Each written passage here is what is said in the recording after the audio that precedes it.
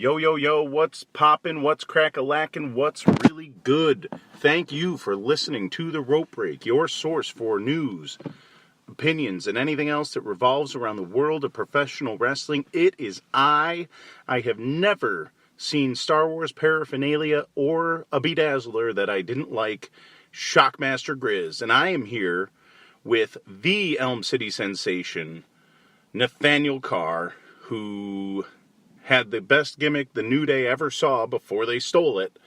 And we're talking about PWA, we're talking about LAW tonight, we're talking overall about the career of a rising star here in Connecticut's pro wrestling scene. Say what up. What up?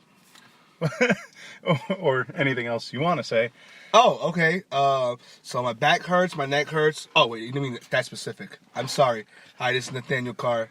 How you doing, people? All right. So this is one of my favorite guys. We actually have trained together with a little 2-year break for like 3 years. How long have you been at PWA? I've been at PWA since 2013, April 11th. Okay. Oh, shit. Okay. I remember the exact date. That's Thank awesome. you, Instagram. Yeah, right. You get those reminders. Yeah. So, real quick, before I even start asking questions and stuff, I don't know how often you get this kind of open forum. So, is there anything that you want to say before we get into all the nitty-gritty? No, I talk enough. So I let the other person control the conversation. You do talk quite a bit, and it's fun. Basically, I've seen this guy go from like a chubby ref who, you know, was in the class, you know, trying to get better all the time to, I mean, you're in the best shape I've ever seen you in right now. And only gonna get better. And what's different about your training? What's different about your diet? Like, how have you gotten into better shape, and how will you continue to get in better shape? Honestly, it's PWA training. When I first got to PWA, I was just a guy named Nicholas. I was 325 pounds. You were what? I was 325 pounds. Holy fuck. Yeah. I walked into PWA. I honestly believe certain trainers looked at me and said he won't last more than 2 months. And my irritation to prove people wrong was the reason why I stuck around. I would leave, come back, rest my muscles because they wasn't used to training.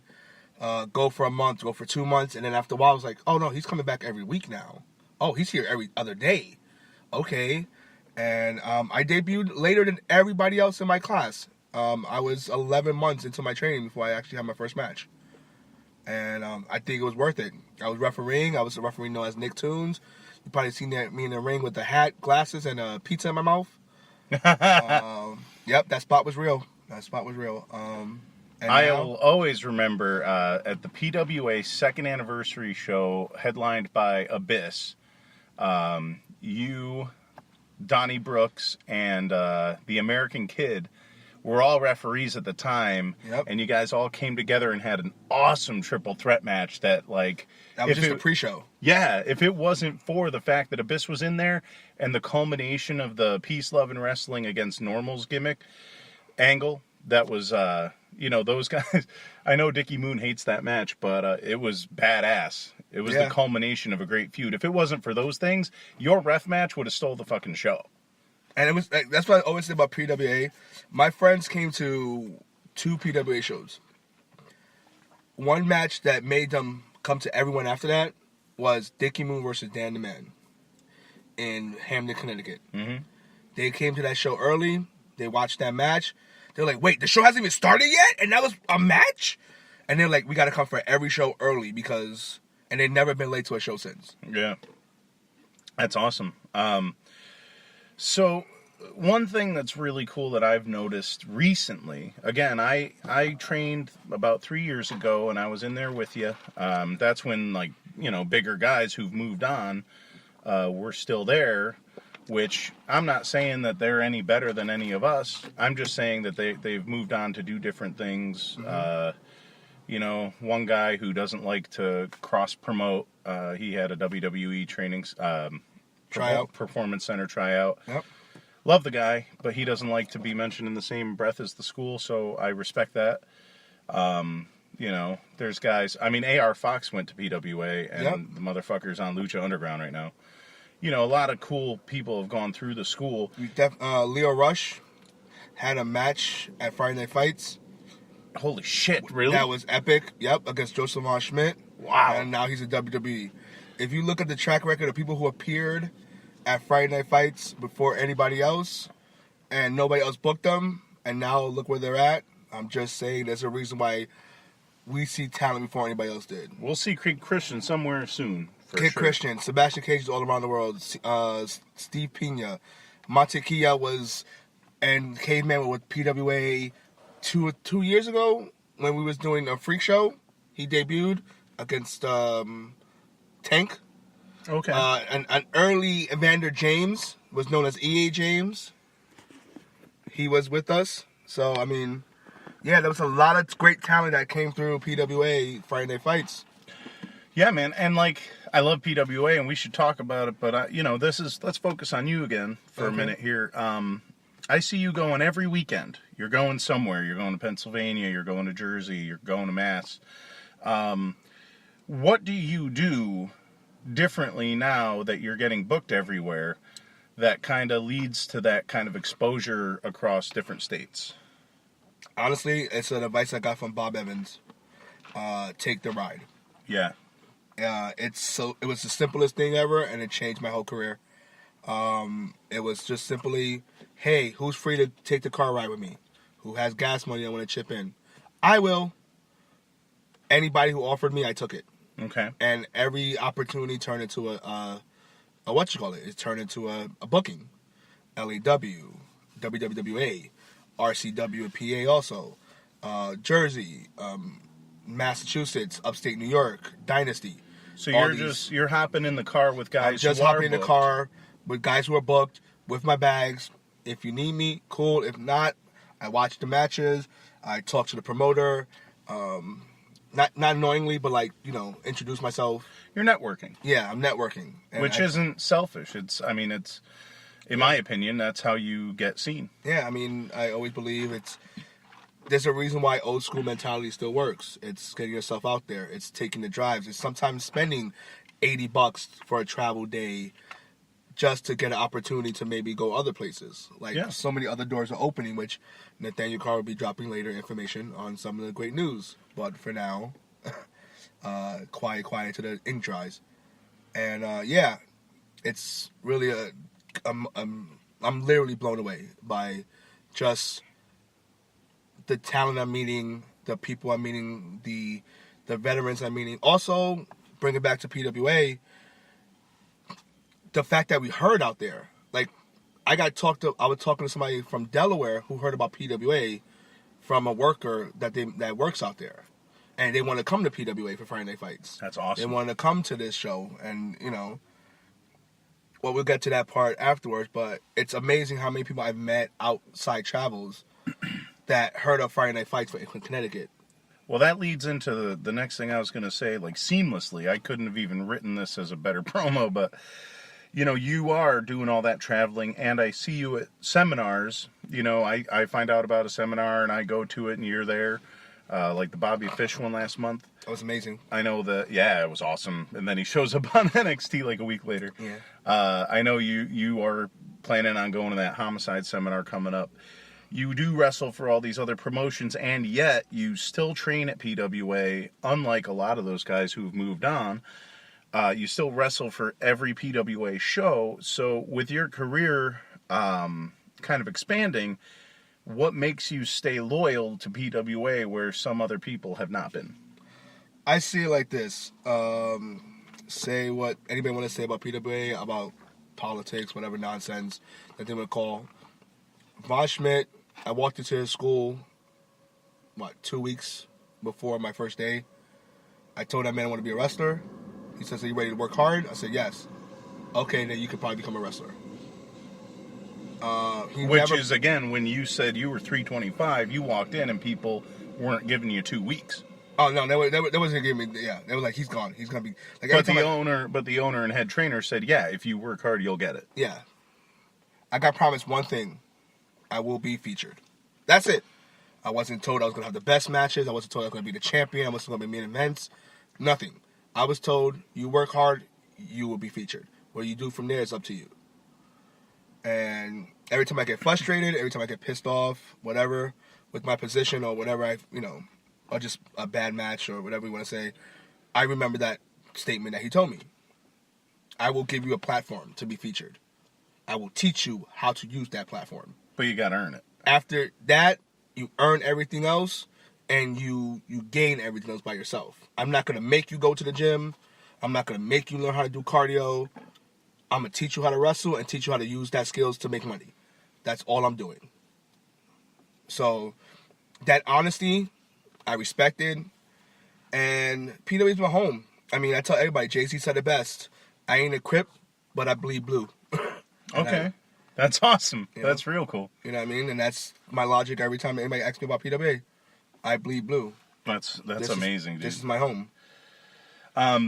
Cool. So moving on from PWA for the conversation's sake, a lot of times somebody's gimmick, somebody's character, persona, however you want to put it, and I try to stay as much within kayfabe as I can on the podcast, but moving in a different direction in the conversation, keeping the spotlight on Nathaniel Carr.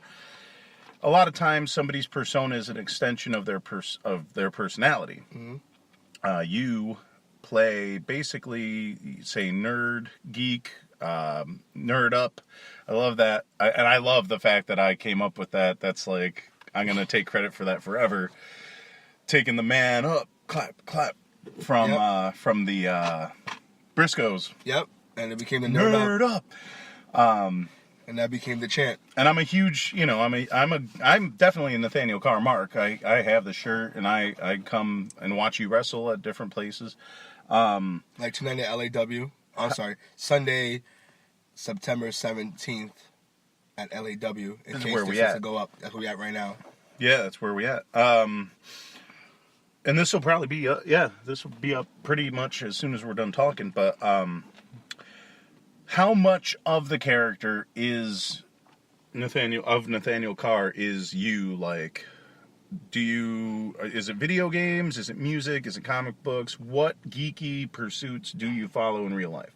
So in real life, I came to PWA, and I wanted to be like, you've been cursing, so screw it. I wanted to be a badass. Oh, you can curse, definitely. I wanted to be Taz. I wanted to be all these people. I fucking love Taz. I love Taz too. Like, he's 5'8", he's suplexing everybody. I want to be Taz, you know what I mean?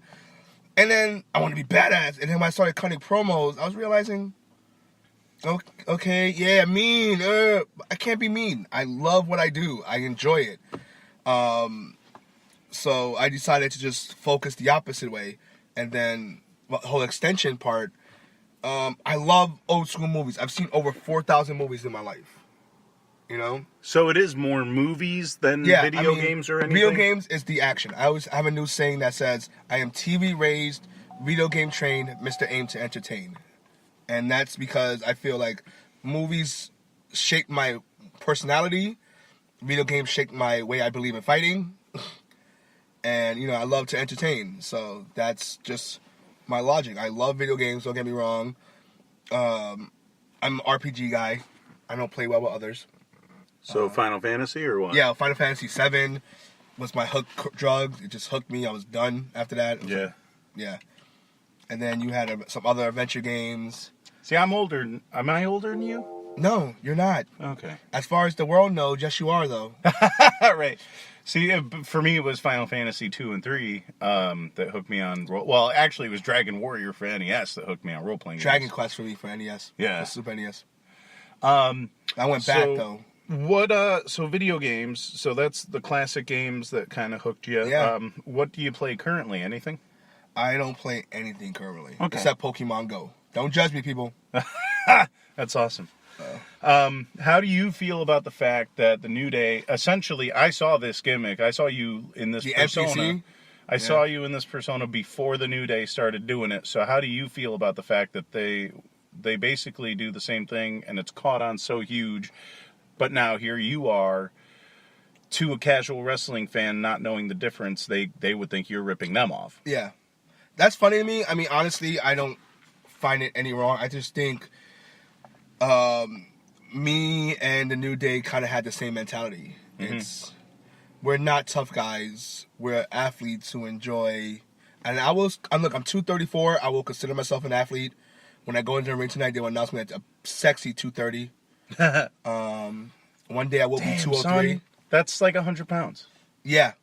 It blows my mind every time I think about it. 4 years, I lost 100 pounds, and it has to come back.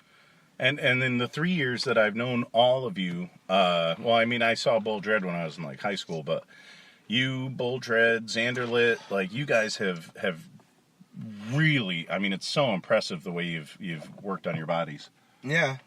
I mean, Xanderlit went from a bull to a twig. So, I mean, it's impressive. Are there, is there music that you're really into? Because I know we talked about video games and movies All right, just now. so all right, people, I'm going to admit something to you guys. Don't judge me. I still love my new metal. That's fine. That's awesome. I mean, new metal is wrestling. Like, I mean, I love my pop punk also. I love some rap. I need put lyrics. something on Facebook the other day. I realized because I was driving around and Godsmack came on, and I'm like, oh shit, you know what? 90s wrestling entrance themes equals Godsmack. Yeah, Like, it equals new metal. yeah. Like, I mean, every backyarder that I knew, backyarders that I heard of, people, I would never know backyarders. Kidding. We all came out to new metal. Talk to me about Backyard, because I did a bunch of Backyard too. We took it really seriously. We took it. I mean, we had a notebook. You want to talk about serious? We was booking the territory, brother. Yeah. Like, we were those guys. Us we had too. a notebook. We had the storylines. I wish our companies had crossed paths, because we actually did cross paths with a couple other companies and had like inter-promotional matches. And Tony, we literally took it so seriously, and it was hilarious to me because I'm like, when I look back now, I'm like, it was the crappiest matches. It was, first of all, I was still fat. Well, I am still fat. I went from fluffy to chubby. I'm so proud of that. But it's just funny to me, like, if they put that much passion into actually getting into the business as they did playing Vince, you'd be surprised what they might have pulled off. Like, if those companies would have actually properly trained, properly booked, they could have easily booked shows for 300 people on a regular basis with just the connections of the people they know. It baffles my mind how it was okay to play it, but when it was time to get serious about it, they all backed out. And that's disappointing me the most. I've seen so many talented guys who would have been way better than me at this than I ever imagined. And they just crapped out, copped out, whatever you want to call it. They tapped out. They just didn't want to be about this life. And it hurts my soul. Yeah, we had a few too, to be honest. There was some guys. I was always very dedicated to it. I started the company that we did. There were like 2 or 3 guys who were way better than me. And, they got families now. They just didn't, see themselves doing it. I'm an actor. I'm a singer. I have a degree in acting. And the only reason I did any of that shit was because I wanted to wrestle and didn't think it was realistic. And I was a musical theater geek. I went to you and Co-op Xander. High School. That's awesome. So, did you do plays? Yeah, I did Ben and Boo. I did Anthony and Cleopatra. I did I did Pippin. Yo, I heard you're a big karaoke fan. Yes. Oh my God, I have a karaoke problem. It's a crack habit. We gotta go. Definitely. How did we never? I don't know. Do this yet? Nathaniel Carr's birthday will be featured at a karaoke place this year, and it will have Irish car bomb cupcakes. When is this? On November 9th. Yo, I'm there. So people, if you're around, Stevie B's, West Haven, Connecticut, November 9th, there will be a party to celebrate my life. Come get Nathaniel Come Carr's get a autograph. car bomb. That's awesome. Yeah. So back to wrestling then. We just talked about Taz. I mean, I'm a huge Taz mark. Who else kind of influences you in the ring? You do that spinning back elbow like Devon. Yeah. It's pretty nasty. Who really inspired you as a wrestler? So wrestling wise, I don't know. It changed. Like, I wanted to be, the Rocks and the Stone Colds, but then I was like, that's a unique person. Like, to look at them, it's to look at a man who's born 6'3", 6'4", 6'2". Can't look at them anymore. And then I had to get realistic. I'm like, well, body shape wise, I can get like that, but I'm not really going to work like them. I was obsessed with the cruiserweight division. I mean, La Parka, Dean Malenko, Eddie. Eddie, to this day, Eddie, I openly wept when that man passed away. I called my sister's fiance at the time, and we cried on the phone together. That one hit me harder, too. It hit home, and I don't know why. I never understood why. But when that man passed away, just knowing his struggle, all that stuff, it hit so close to home.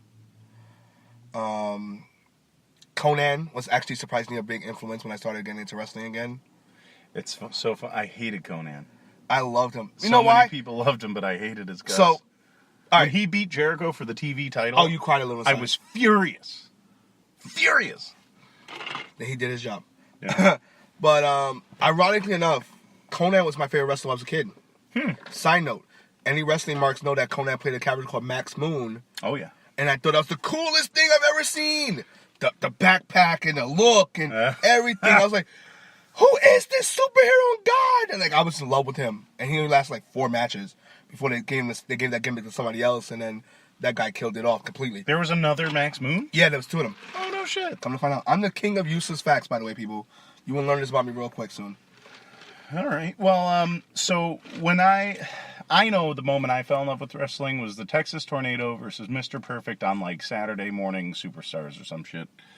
What was the moment that you, not necessarily the biggest WrestleMania moment, but the match that you were watching when you said, man, I love this, and you never turned back?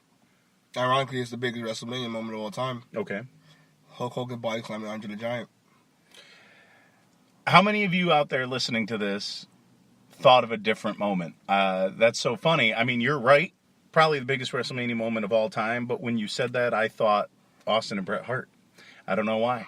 Maybe I've just been thinking about that match more lately than... But you know what re-hooked me to wrestling? It's a match that nobody remembers. It's a match that everybody would disregard until you mention it. And that was Shawn Michaels versus Shelton Benjamin for the Gold Rush Challenge. That match... That super kick from the springboard? From the springboard. Oh, nasty. Those double nip-ups. Yep. That cocky back and forth looking at him. Like, Shelton is another one that inspires me, which is why my FTW finisher was in honor of him. Then he came back and then kind of ruined it for me. But other than that, you know, it's one of my favorite finishers.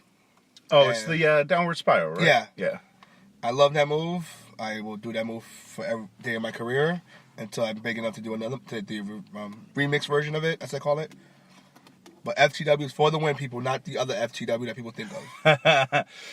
All right. Well, I'm like I've kind of covered everything I had planned on covering. You know, this Friday night fight's coming up. I don't know if you have an idea of who you're going to draw, or if I personally would. I know that there's kind of a little bad blood between the NPCs, but I would love to see the nerdy people of color reunite for one more match and kind of challenge for the tag titles. But I would love to do that. Okay. I would also love to get my hand on Dan the Man. Yes, of course. I would love... I mean, there's so many... I would love to get in a ring with Saru. He's been announced, so and me and that kid goes back... To backyard, you said, right? Yeah, so far back. And we never stepped in a ring against each other. In the 4 years I've been at PWA, in all my travels out of state, me and him has never stepped in a ring. How awesome would that be? From backyard to like... Yeah, to like a match. That big professional ring in front of the packed house. That'd be awesome. I mean, I hope you do. I mean, that'd be awesome opportunity. I mean, honestly, I want a title. I want to, if this is the last Friday Night Fights, I want to leave the last Friday Night Fights, with the win. Which would put you against either Dredd or Hippie or Pena. Honestly, Hippie doesn't deserve the TV title. Sorry, Hip. Shit. You're a hippie. No, let's get real. Let's shoot here. Hippie, you're a hippie. You don't even watch TV. Like, what is the point of a hippie having a TV title? Like, I watch Doctor Who, Rosewood, Buffy the Vampire Slayer, Rick and Morty, Adventure Time. What TV shows do you watch, bro? Wait, hold on. Don't speak. We'll wait. Exactly. You don't watch TV. It's offensive to me that you have the TV title. I said the same thing about Asriel, that fake Batman. Unless you're a nerd, you should not have the TV title. My That's God. just my opinion. What a shoot. This is Mark's out there. Like, sorry, you just heard it get real. It got real. It had to get real. It had to get real. Oh, that's awesome. I'm so glad to have that moment on film. So the last question I really have to ask: why do we call you Beefy? All right. So, there was a guy. I don't really care. I'm sorry, people. I don't care about quote unquote cross promotional stuff. There was a guy named Wrecking Ball Legursky.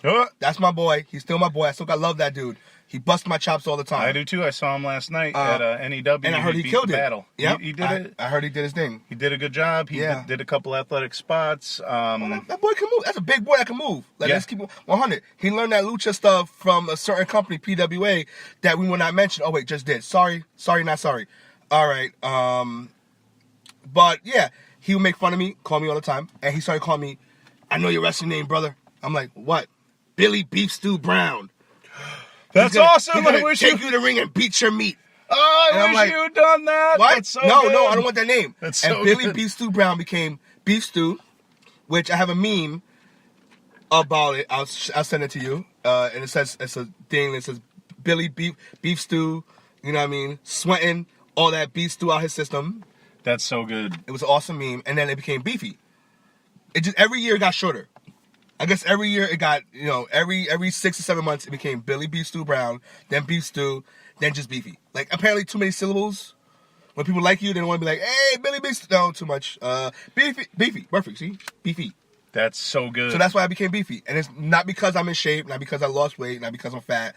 It's literally because somebody thought of a gimmick name for me, and originally it was Billy Beef Stew Brown. Yo, I'm stealing that gimmick because that's money. That is. That's it. We always said it. Print it. You know what I mean? I was going to be Mr. Potato Guy at one point. I mean, now that Silas Young is rocking the mustache, my gimmick's fucking stolen. That and the... Well, Aiden English also. Yeah, these guys, I don't know. Simon Gotch. You know. But, no, WWE, man. I'm telling you, WWE has cameras in every indie company in the world because that guy mentioned it, all of a sudden the Vaudevillains magically appeared. Dude, they used to steal shit from my backyard shit. So I'm telling you, the cameras are out there, bro. Yeah. They're always watching X-Files. Google it. Yeah. Well, listen, Beefy, it was a real pleasure, man. This was a really good conversation, and I thought it would be good. This was awesome. This was a real pleasure, so thank you. I try. I aim to entertain. That's the name. And it is time to go in to be early because you're the fucking guy who's first in and last to leave, so is there anything else you want to shout out, throw out? No, buy my merch. I'm a poor indie wrestling guy. Support indie wrestling, period. If you're a mark, and you are because you're listening to this, you're also a geek, and you're going to love this merch. I love my NES Nathaniel Carr shirt. I didn't wear it today because it's black and it's hot out. And he's also wearing a Hippie Dickie Moon shirt. I'm just saying, people, buy as much. Yeah, right. Well, I wore moonshine to the last time I saw these guys. Yeah, I tried to cycle them. You know what I mean? Which exclusive here? It's a 4-way tag team match tonight. It's Above the Influence versus Team Shazam versus the Plantain Players, and now versus Mr. Aim to Entertain Nathaniel Carr and, as I like to call him, Coco Flair, a.k.a. Darky Rhodes, a.k.a. Kenny Roberts, the flamboyant one, in the tag team tonight. 4-way for the tag team titles. Is that booked? Yep. Oh, no shit. Awesome. So I can see all you guys at once. That's fantastic. I love it. You don't have to wait.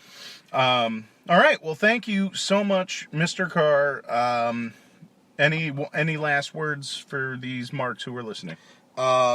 Stay tuned. Bigger, better things are coming. And as always, keep it nerdy, America. All right. Standing room only available at the final Friday night fights this coming Friday. It's going to be fantastic. And like he said, stay tuned, and we will see you soon. Have a great day.